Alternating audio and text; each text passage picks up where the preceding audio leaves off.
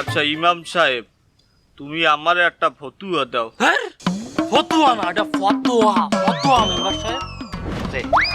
এলাকার একজন সম্মানিত ব্যক্তির কাছে অনেক পরিমাণ মানুষের আমানত, ধরো কয়েকশো বস্তা চাউল আসছে। এবার সেই সম্মানিত ব্যক্তি সেখান থেকে অল্প পরিমাণ কিছু নিজের দ্বারে রাখিয়া বেশি পরিমাণ জনগণের মধ্যে বিলাই দিয়েছে। এখানে কি তার কোনো পাপ হইছে?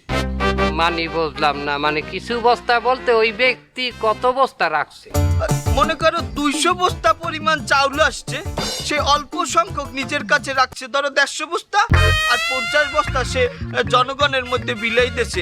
তার কি এখানে বেশি পাপ হয়েছে না? মোটেও হয় নাই। ফালার ফালা, সে তো আস্তা নাস্তা চোর।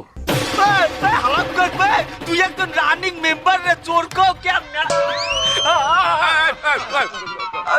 আর মাসলা হয় না, আর ফতোয়া হয় না, কিছু হয় না। আমার তরফ দিয়েও ফেল।